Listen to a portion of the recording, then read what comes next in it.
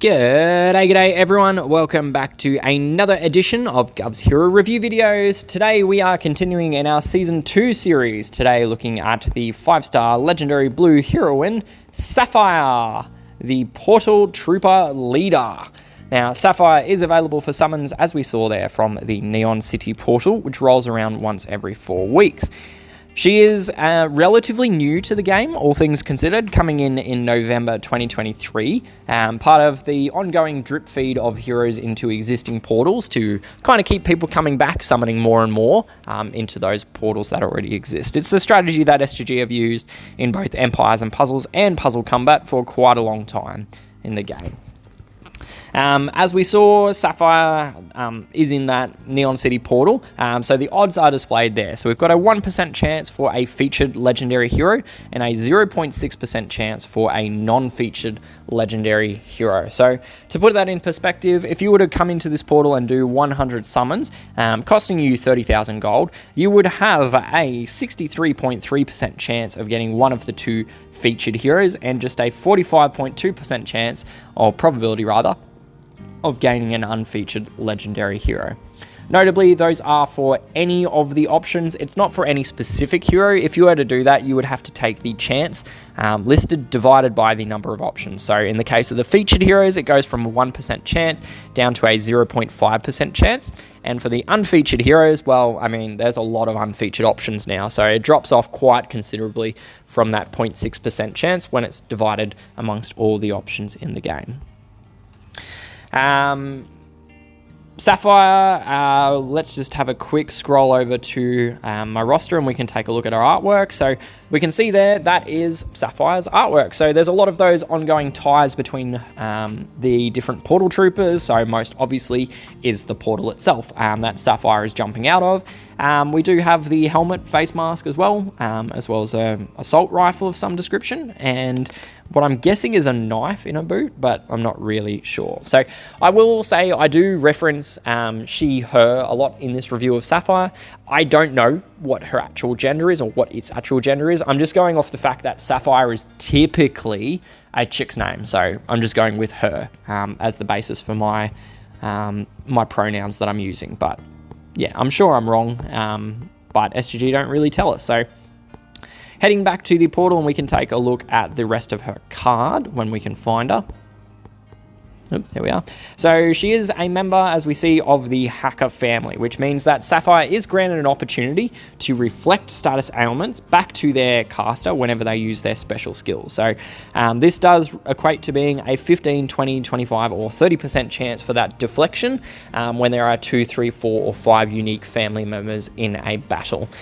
We can also see that there is a charge generation bonus that is granted to the Hacker family members as well. So that's the +3, 5, 8, and 13% charge generation bonus we see there. So note that it does have to be unique heroes from the Hacker family. Can't be 2 copies of Sapphire. It's got to be 2 different heroes, such as combining Sapphire with Doodle or Sapphire with Pulse or Whack as a couple different examples. In terms of her personal stats, Sapphire comes in with 806 attack, 686 defense, and 1519 HP. So there is a little bit of a skew going on there from that defense stat primarily over to her attack stat. It is a fairly hefty skew because that attack is quite inflated. It is worth pointing out as well that her power, it is relatively high. Like we can see, it's not that far different from the newest hero, Topaz, at 742. So that power stat just reflects as to their overall base stat distribution that is available to the hero. So she's not very much reduced, but a little bit, I guess, but a lot better than most of the heroes in the game. So more stats in general than most options. Her charge speed is set at 53 speed, which is average and requires 10 tiles to charge or 5 ghosted tiles. The speed break does need to get to 58, so +5 speed, which you can do using either of the blue speed guns in the game. You've got the Ice Breath Saw and the Regalizer Magnum. Both of those give you a +9 improvement. The double speed break does need +12, which you can't do using weapons alone, but you can actually get there a couple different ways. So specifically, if you were to take the +9 speed gun and equip it to Sapphire, and then also get her an additional 4% charge generation, then you could get across the line. So obviously, being part of the Assault class, she only gets 2% bonus from the Assault class. However, being a Hacker family member, we do actually have a second way of getting that charge bonus. So if we were to put 2 heroes from the Hacker family into the fight, we do get a 3% bonus, combo that with the 2% charge node, and we get across that 4% threshold. Alternatively, if you just bring 3 Hacker families along, you get a 5% improvement. So that will also get you the double speed break, going down from 10 tiles down to 8. So class node is of maybe relevance, I'd say. I'd say generally speaking, it is probably fairly relevant if you're wanting to go for that double break, and can consistently use Sapphire in a fight with another Hacker family member. So, yeah. We talked about her class, so she is an Assault class hero, which grants her the chance to wound the enemy and apply 60% of the damage dealt by normal damage, i.e. tiles or slash attacks, over 5 turns. So the wound damage is interesting because, unlike most effects, it can stack infinitely with itself, so you can have 2, 3, 4, 5, 6 effects of the wound going at once. It is very useful, or very noticeable, I guess, in tile stacking or color stacking situations. So War Machines is the best example, where instead of doing your tiles might do 4,000 damage, so 60% of that, or sorry, 5,000 damage, 60% of the 5,000 damage is another 3,000 damage done over 3 turns. You then do 3 instances, 4 instances of that, you're talking 9,000, 12,000 additional damage. That is completely free, so quite a useful effect. It is also classed as bleed damage, so it can have the chance, or it does trigger the bleed burst from a hero like Equani or Hatchet. By way of an actual emblem path, I personally would probably go the defense path, mostly with the aim to shore up that defense stat. So we saw that she has got a very high attack stat as it is.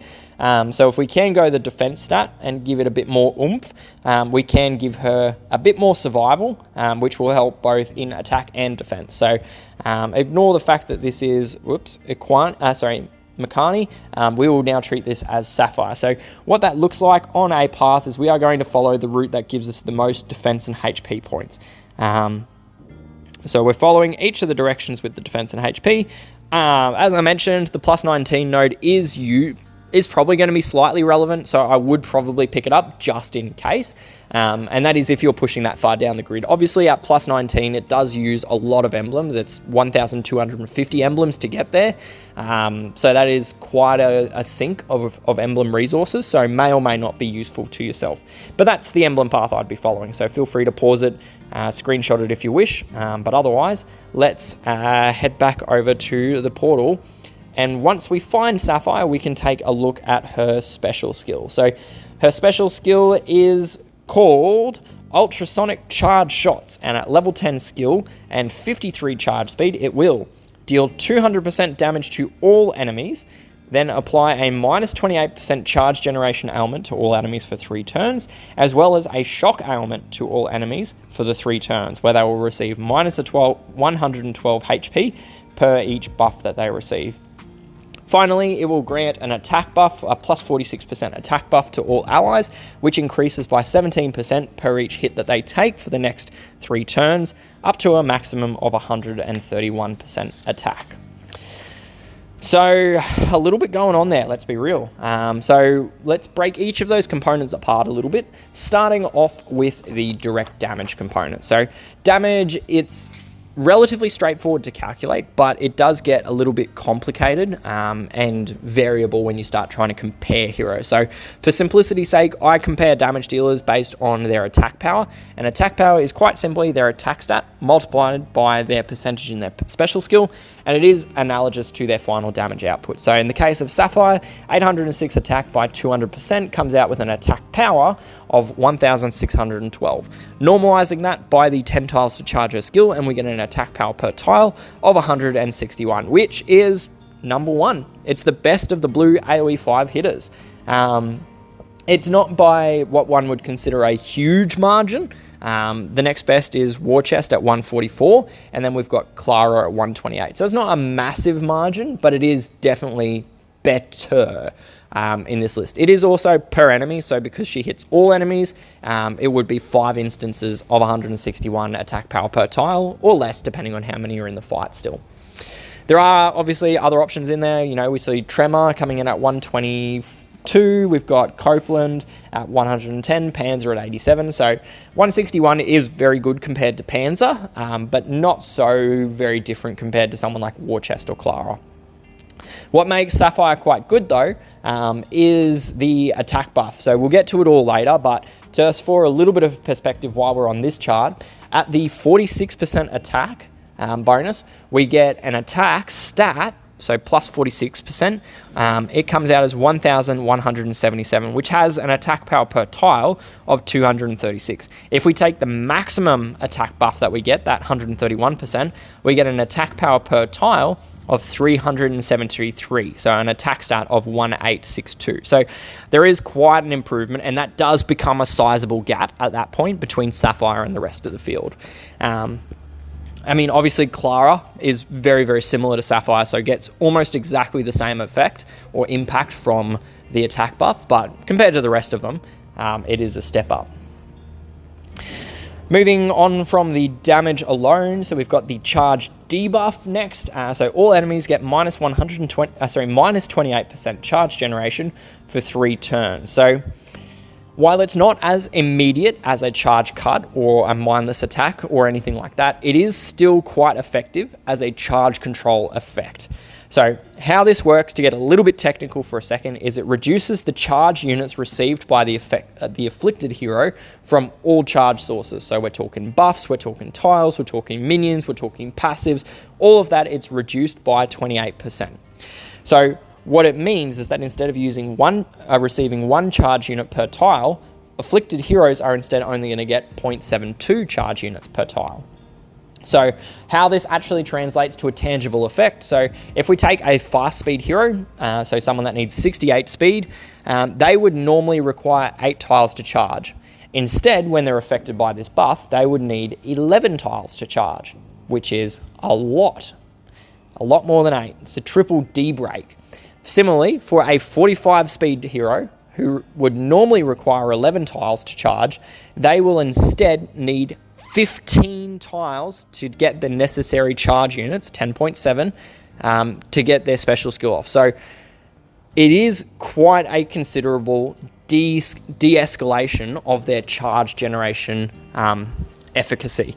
So it's most impactful on slow speed heroes because they obviously need a lot of charge units to fire in the first place, but it's very impactful on fast speed as well. I mean, going from 8 to 11 tiles is huge in terms of their damage or effect output. So overall, I do really, really like this effect. It is a better option in battle situations when you've got a lot of tiles to move on the board. And the main reason for that is because it allows you to set off a big cascade without the same risk of enemy heroes charging. Don't get me wrong, charge cut effects and insanity and all of that are generally speaking going to be a more useful and a more immediate effect. However, these charge generation debuffs are still really, really, really powerful at just nerfing the entire enemy team's skill rate, basically. Moving on from that, we get to the shock ailment. So all enemies receive minus 112 damage whenever they receive a buff for 3 turns. So the wording's not the greatest. It can be a little bit confusing if you aren't familiar with what's actually happening. Essentially, what's going on is an ailment is applied to all enemies, and the ailment will inflict 112 HP of damage for each buff that they receive in the next 3 turns. So couple things to note with it. Obviously, number 1, it applies to each buff, so it's per each. So heroes who give off multiple buffs, for example, Xenia, will cause multiple instances of the damage to apply. So if you give 2 buffs, you get 2 instances of 112 HP. If you do 3, you get 3 instances. The second thing to note is that it is, for whatever reason, it is classed as a turn-based damage effect. So it is affected by both damage and by DOT enhancers, such as Torrent or Whipster. It's affected by dampeners, like the Zombie family bonus, and it's also affected by heal converters, so Pika variant or the Dasher variant, or even the Mutant family bonus.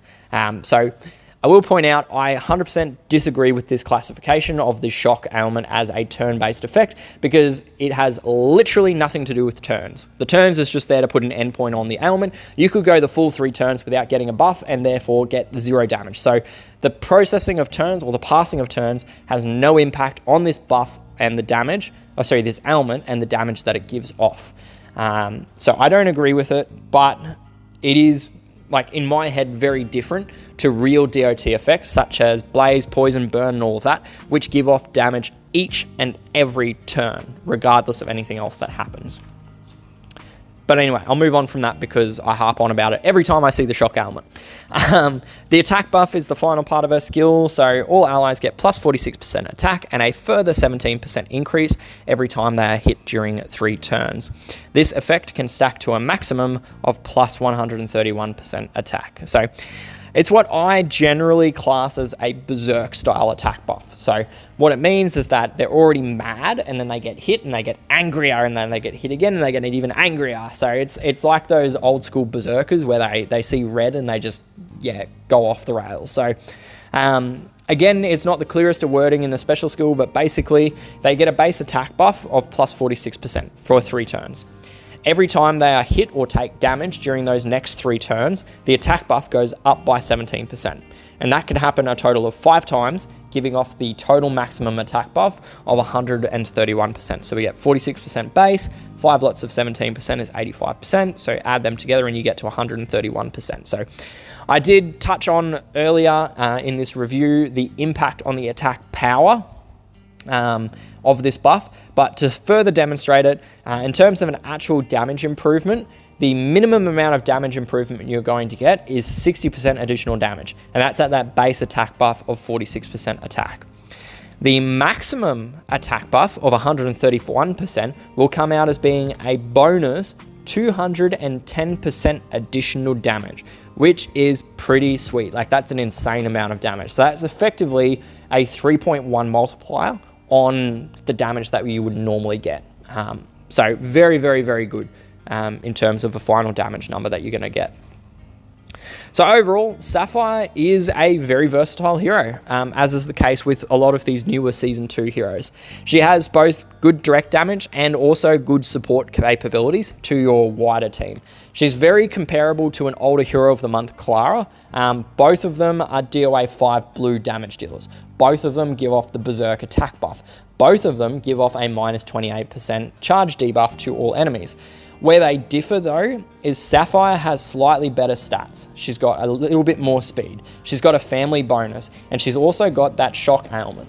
So although Clara does, in my opinion, have a better class in the Demolitions class compared to the Assault class of Sapphire, I generally do see Sapphire though as a 2.0 version of Clara. She's great, and she can be used to very good effect in attack teams as part of a blue stack, or you can throw her into your teams as a standalone hero to just buff and hinder the enemy team. So for Sapphire's grading, I'm going to give her a B+ for her raid and war attack grade. Very useful hero, as I said, standalone or in a stack. Yeah, can see her slotting in any number of ways. On the War Machines, I'm going to give her a B or a B+ grade on War Machines. She does have some usability on the War Machines from that attack buff and also the charge ailment, but yeah, there are some options that are also able to go into your blue stack quite effectively, but a very good War Machine hero. For eventing, I'm going to give her a B grade for events. DOA 5s are okay for events. They're not what I'd class as being the top tier option in DOA 3 because they do have a bit more of a spread damage pool, but they are still quite useful in those. So I'm going to give her a B grade there, particularly with her high attack stat and the attack bonus that she gives off as well.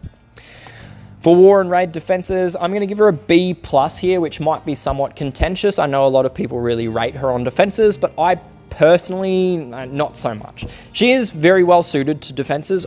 don't get me wrong, probably best suited to the flank position in my opinion, but ultimately for me, her defense stats just don't lend her to being the super awesome defense hero. Like, that defense stat is just a bit too low for my personal opinion, so it just makes her a little bit flimsy. So definitely I wouldn't rank her as a tank, and she needs to be firing earlier than wing heroes typically do. So for me, flank is her best spot on a defense team. So B+ for war and raid defenses. In our 3 tournament setups, so we've got Bloody Battles up front, so B+ for attack and a B+ for Bloody Battle defense. Fairly usable here. There's not as many cleansers by virtue of the tournament settings, and them mostly being linked on healers. In the buff boosters, so obviously the shock element goes a long way here, so I'm going to give her an A grade on attack and an A grade on defense. Buff boosters, you see more buffs, so the shock element does more damage more often, essentially. And finally, our final tournament is the charge attack tournament. So we go from her base speed of 53 up to 65. So quite a sizable improvement. And for that reason, in the charge tournaments, I'm going to give her an A grade for attack and an A grade for charge tournament defenses. And overall, that comes out for her grading as being a B+ for her overall attack grade and an A- for her overall defense grade. And that concludes the content that I have for this review of Sapphire. As always, these are just my personal thoughts and opinions on these heroes. I do love hearing your thoughts and feedback, so please do jump down into the comments section, leave me a note. I love reading and I try to respond to as many of you as I can. If you did find this content to be good, useful, helpful and all of that, feel free to like the video, subscribe to the channel and all that, but most importantly, share the video around, because if this sort of thing is useful for yourself, chances are it's also going to be useful to the people you play with as well. Thank you once again for tuning in and joining me. I do hope that I will see you again soon in another one, but until then, good luck, stay safe, and happy gaming. Cheers, bye!